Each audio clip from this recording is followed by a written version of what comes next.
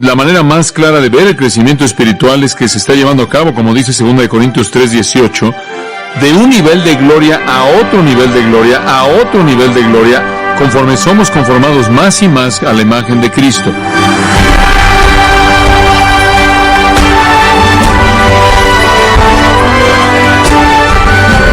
En nuestro programa de hoy, usted encontrará un mensaje acerca de un tema que ha sido evitado en algunos círculos. Pero la palabra de Dios ciertamente no anda con rodeos cuando se trata del tema de la pureza moral. John MacArthur tratará este importante tema para su crecimiento cristiano, mientras avanza en su práctico estudio acerca de los fundamentos de la vida titulados De regreso a lo elemental, a continuación en Gracia a vosotros. Ahora, le hemos explicado que en esencia el crecimiento espiritual es meramente un compromiso con vivir para la gloria de Dios. Y conforme usted vive para la gloria de Dios, el Espíritu de Dios entonces capacita el proceso de madurez espiritual y lo hace más y más y más como Jesucristo. Usted pasa de ser un infante espiritual a la madurez, crece en la gracia, crece hasta llegar a ser más y más parecido a Cristo, como dice la Biblia. Entonces el crecimiento espiritual es un proceso, no es algo instantáneo y va a llevarse a cabo a lo largo de su vida. Y es un proceso que necesita para su crecimiento y su desarrollo y su cumplimiento una mentalidad de glorificar a Dios. Nos hemos comprometido con glorificar a Dios para poder estar creciendo.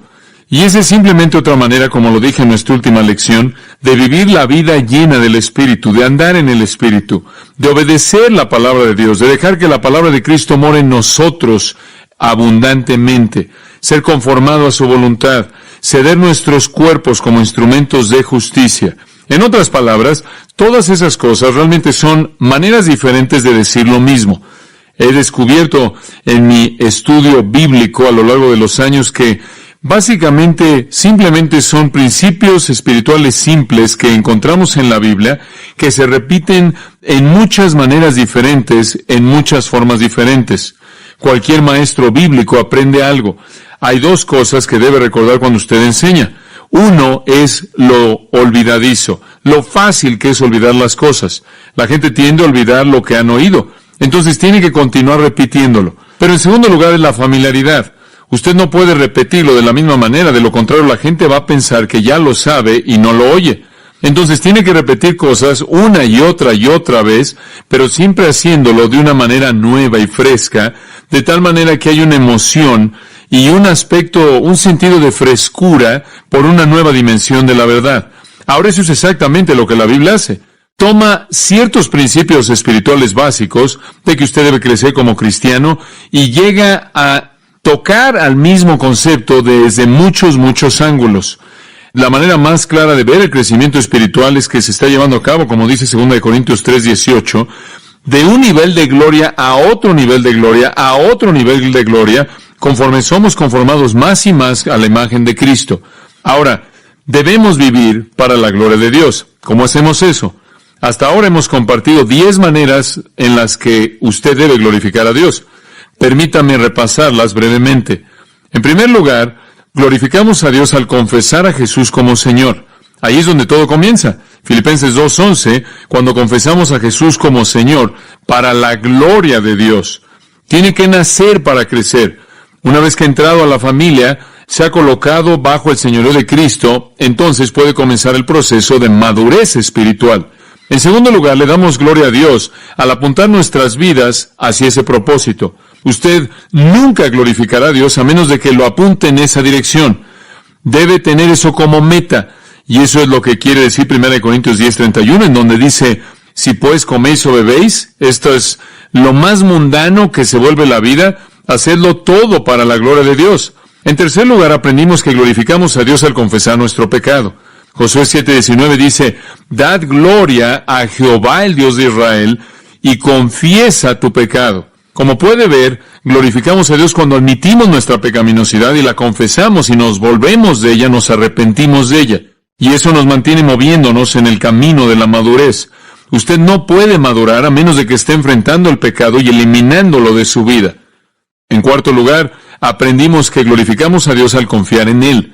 Romanos 4:20 nos dice que Abraham no se debilitó en la fe, sino que más bien se fortaleció en la fe ante la promesa de Dios, dando gloria a Dios. Conforme usted cree en Dios y usted sigue su guía con una fe llena de confianza, eso le da gloria a Él, porque dice, Dios, tú puedes ser confiado.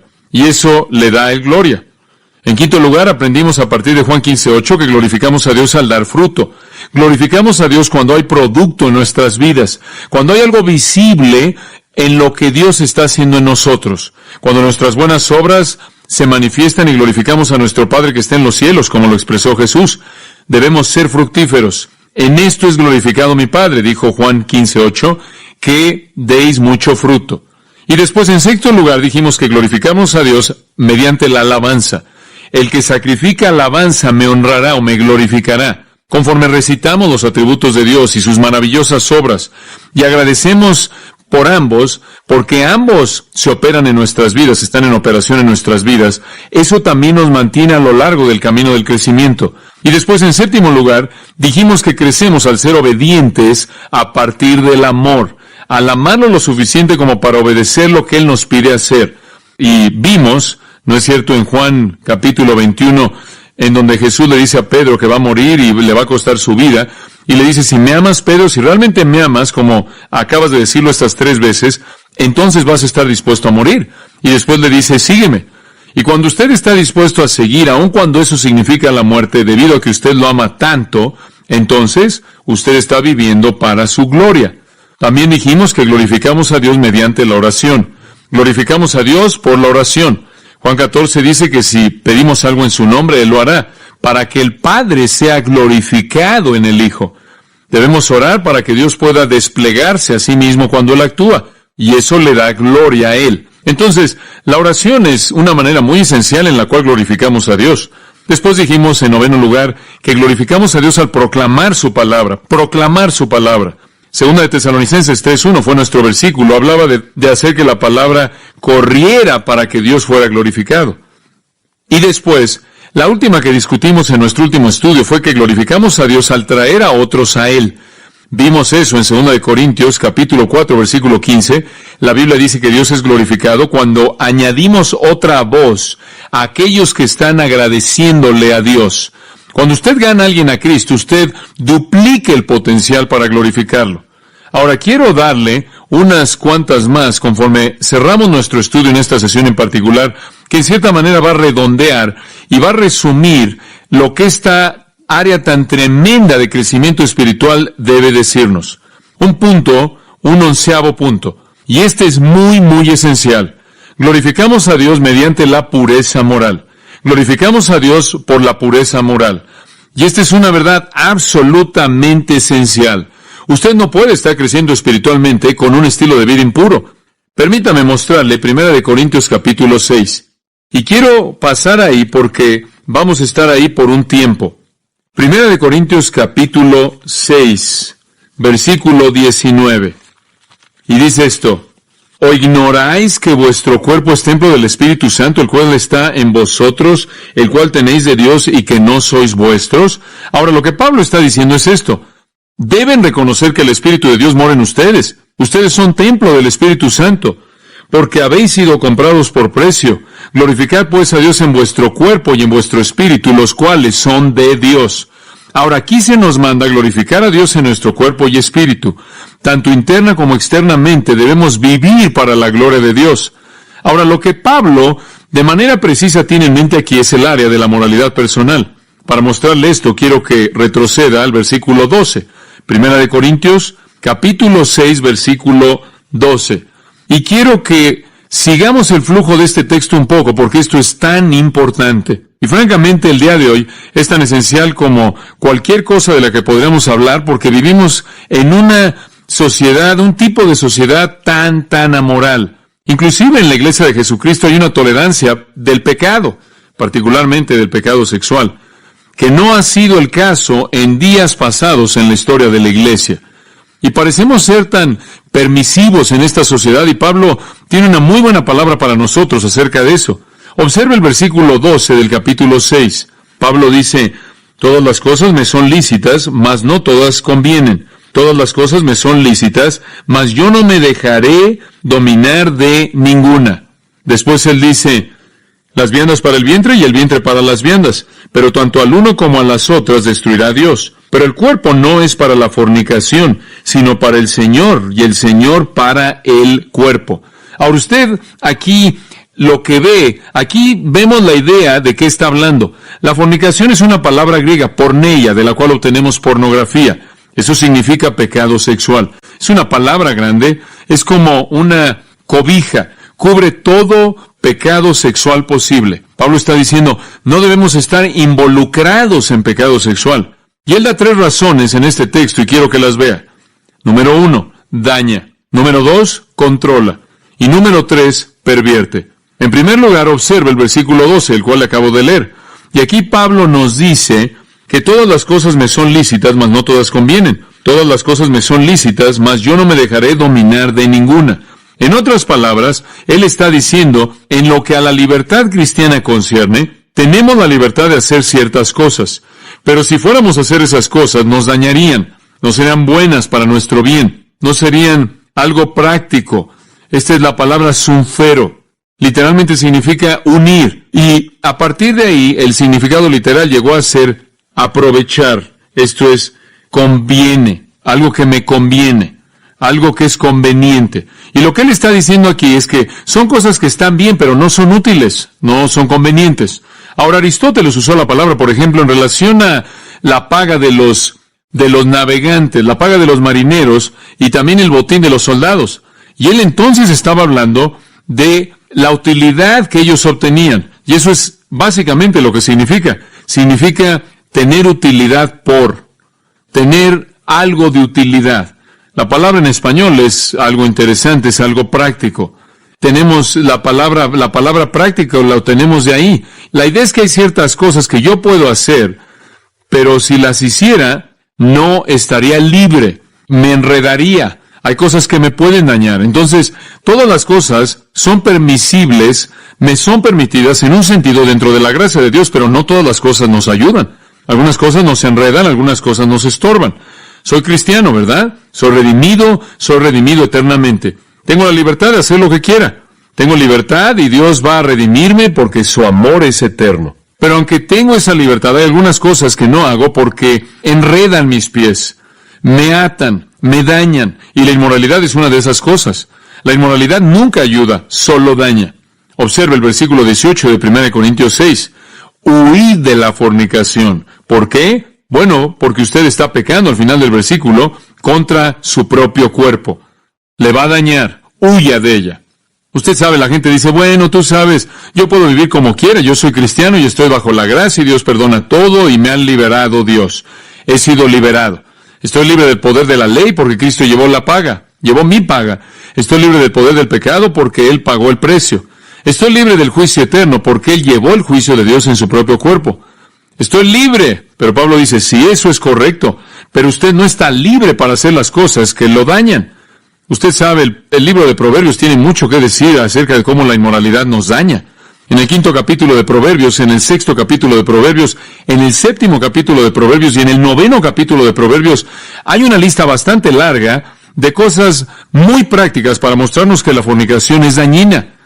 En 1 Corintios capítulo 10, versículo 8 dice, ni forniquemos como algunos de ellos, esto es, los israelitas fornicaron, y cayeron en un día 23,000.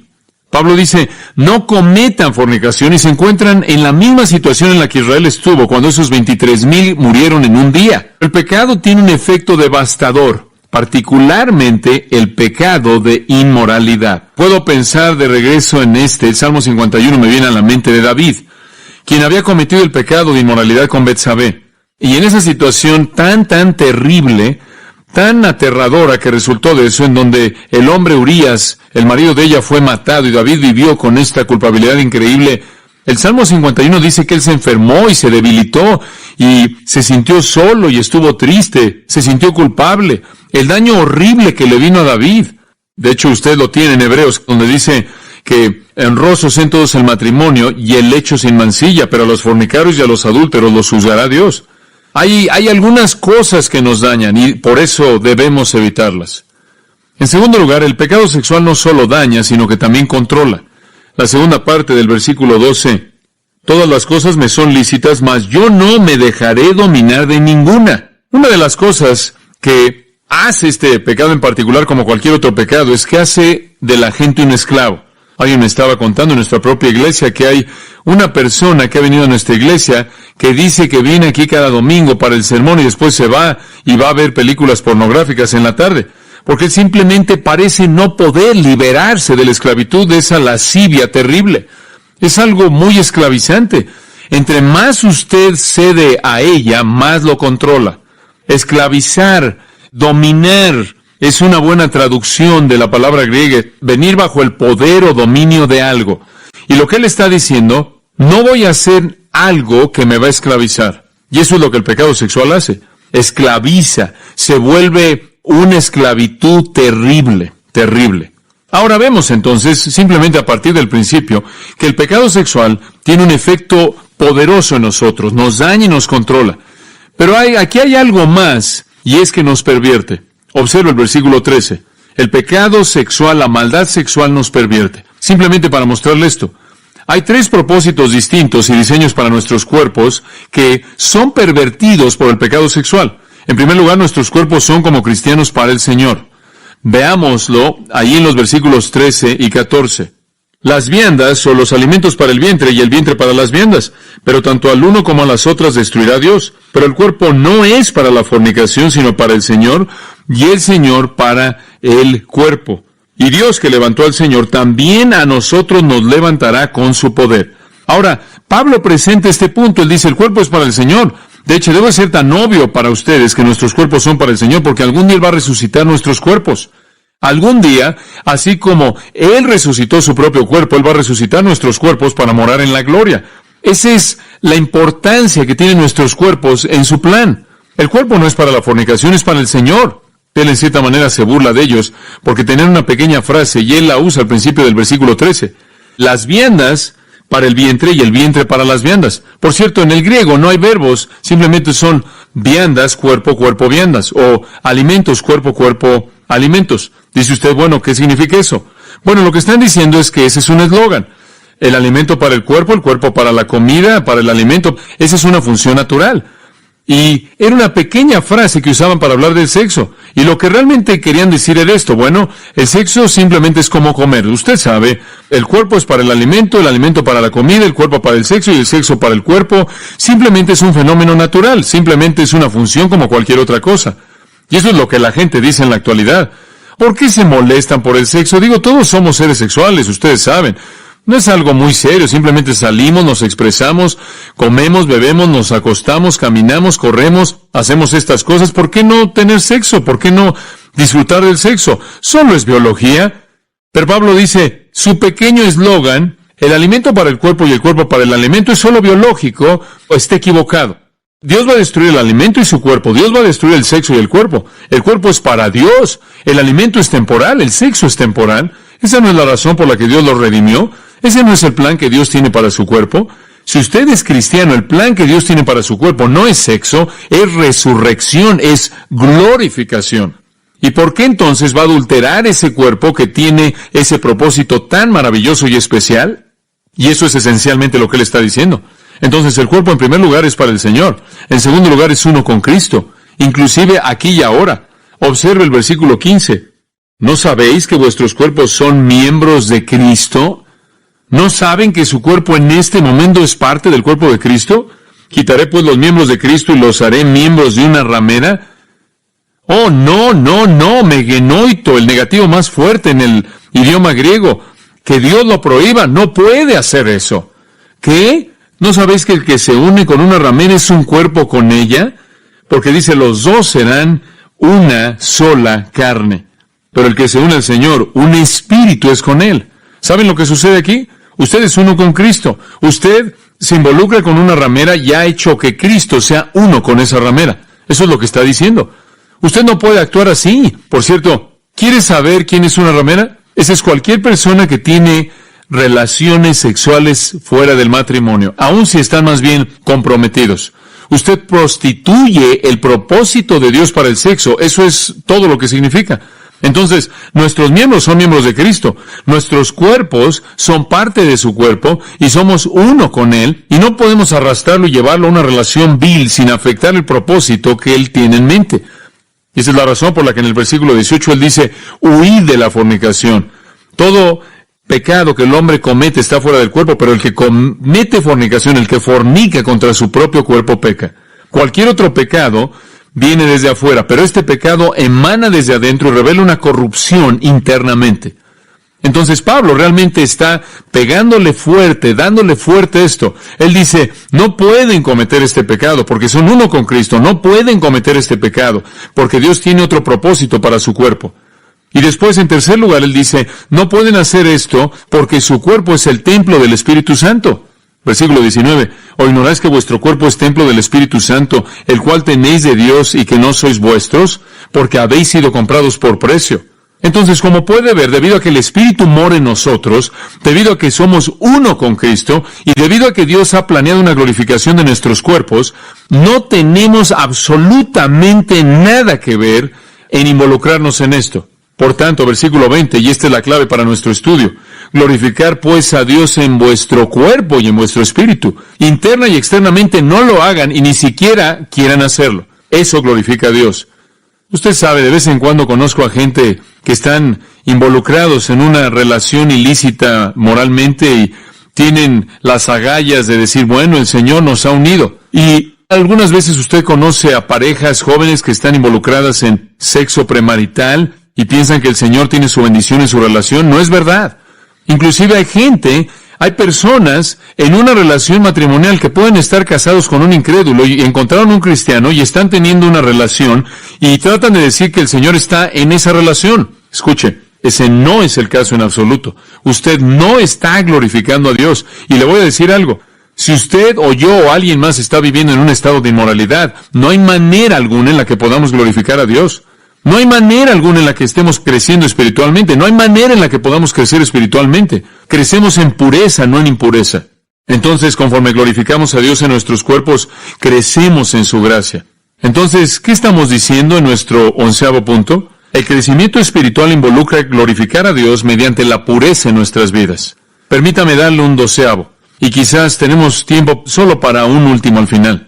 Glorificamos a Dios por la unidad. Y esto es muy importante. Glorificamos a Dios mediante la unidad. Aquí tenemos otro elemento muy importante en el crecimiento espiritual. Esta es otra clave, y es esta. Crecemos, ahora mucha atención aquí, subraya esto, crecemos más rápido cuando no tenemos que crecer solos, cuando somos estimulados. Como dice en Hebreos, cuando nos estimulamos unos a otros al amor y a las buenas obras. Tenemos en el cuerpo de Cristo dones espirituales, ¿correcto? Para ministrar a otros, para que ellos nos ministren a nosotros, para estimular el crecimiento. Ahora, permítame mostrarle esto en Romanos, capítulo 15. Dios es glorificado en la unidad de los santos. En Romanos 15, versículo 5. Pero el Dios de la paciencia y de la consolación nos dé entre vosotros un mismo sentir según Cristo Jesús. En otras palabras, quiero que se lleven unos con otros. Quiero que sientan lo mismo uno hacia otro. Quiero que tengan el mismo sentir, la misma manera de pensar en el cuerpo de Cristo, una unidad maravillosa. Versículo 6. ¿Para qué? Y ahí está esa cláusula de propósito de nuevo. Para que unánimes, esto es para que piensen igual, a una voz, para que hablen igual. Glorifiquéis al Dios y Padre de nuestro Señor Jesucristo. Como puede ver, Dios es glorificado en la unidad de la iglesia, en la unidad de los creyentes. Este es algo esencial. Glorificamos a Dios en nuestra unidad. Una gran verdad. Dios no espera que luchemos a lo largo del camino de la madurez espiritual solos, pero Él espera que nos movamos junto con otros, en la compañía unos de otros. Así es como glorificamos a Dios. Por tanto, dice en el versículo 7, recibíos los unos a los otros. Después de todo, Cristo nos recibió. ¿No es cierto? ¿Y somos mejores que Él? ¿Tenemos un estándar más alto para nuestro grupo que el de Él? ¿Por qué? Para gloria de Dios. Ahora esto es muy importante. Debemos estar interactuando. Nadie crece en un vacío. nos necesitamos de manera desesperada los unos a los otros. Crecemos por la unidad. ¿Sabe usted por qué? Por ejemplo, una ilustración. En mi vida he encontrado que entre más cercano estoy al círculo de personas que me rodean, más fácil es para mí vivir una vida justa. ¿Sabe por qué? Porque el círculo me hace responsable, ¿no es cierto? Cuando tengo un círculo de amigos piadosos que yo amo, que están cercanos a mí, me hacen rendir cuentas, mantienen mi vida en su perspectiva. Y si algo no está bien, ellos lo señalan y eso me forza a alinearme. Estoy tan contento porque Dios me ha dado una familia. Estoy tan contento porque Dios me ha dado hijos y una esposa que tienen expectativas espirituales elevadas, y esa familia me forza a caminar por el camino justo. Y si me desvío de uno u otro, a veces los 5, entran ahí para informarme que me desalineé. Y eso es muy útil.